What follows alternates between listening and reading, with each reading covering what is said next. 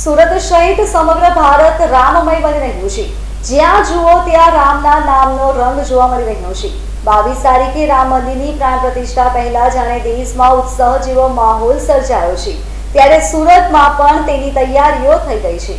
સુરતના મનોજ ભીંગરે સુરતના એકમાત્ર એવા આર્ટિસ્ટ છે કે જેમના દ્વારા અયોધ્યા મંદિર માટે ખાસ પેઇન્ટિંગ તૈયાર કરવામાં આવ્યું છે, જેમાં તેમના દ્વારા મોઢા વડે બ્રશ પકડીને રંગો પૂરવામાં આવી રહ્યા છે.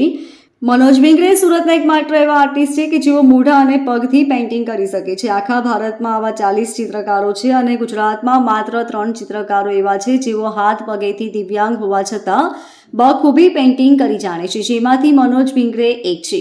મનોજભાઈ 10 વર્ષના હતા ત્યારે એક બસ અકસ્માતમાં પોતાના બંને હાથ ગુમાવી ચૂક્યા છે, પણ તેમ છતાં તેઓએ હિંમત હારી નથી અને તે બાદ અભ્યાસની સાથે સાથે ચિત્રકામનો શોખ પૂરો કરતા ગયા અને આજે તેઓએ પોતાની અલગ ઓળખ એક કલાકાર તરીકે ઊભી કરી છે. મનીષભાઈ આ પહેલા પણ રાજકીય નેતાઓના અને સંતો મહંતો સામાજિક કાર્યકરોના ચિત્રો તૈયાર કરી ચૂક્યા છે, પરંતુ રામ મંદિર માટે તેઓની ઈચ્છા હતી કે તેઓ કંઈક અલગ કરે અને એટલા માટે તેમના દ્વારા આ પેઇન્ટિંગ તૈયાર કરવામાં આવી રહ્યું છે. આ તસવીરમાં અયોધ્યા મંદિર સાથે શ્રીરામનું ચિત્ર દોરાયું છે, જ્યારે તેમની સાથે બીજા ચિત્ર દેશના પીએમ નરેન્દ્ર મોદીનું પણ છે, જેમના થકી કરોડો દેશવાસીઓનું આ સ્વપ્ન આજે પૂર્ણ થવા જઈ રહ્યું છે. મનોજભાઈની ઈચ્છા છે કે આ તસવીર અયોધ્યા મોકલે અને તેમની મહેનત સફળ થાય. આ પેઇન્ટિંગ એક્રેલિક એન્ડ કેનવાસ ઉપર છે અને હું મોઢેથી અને પગેથી આ પેઇન્ટિંગ બનાવી રહ્યો છું.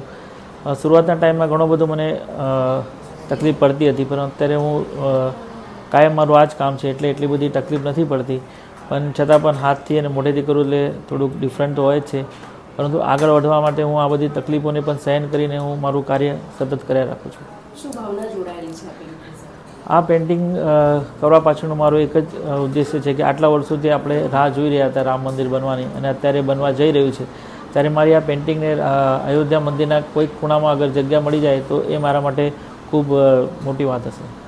Bureau report LK star news, Surat.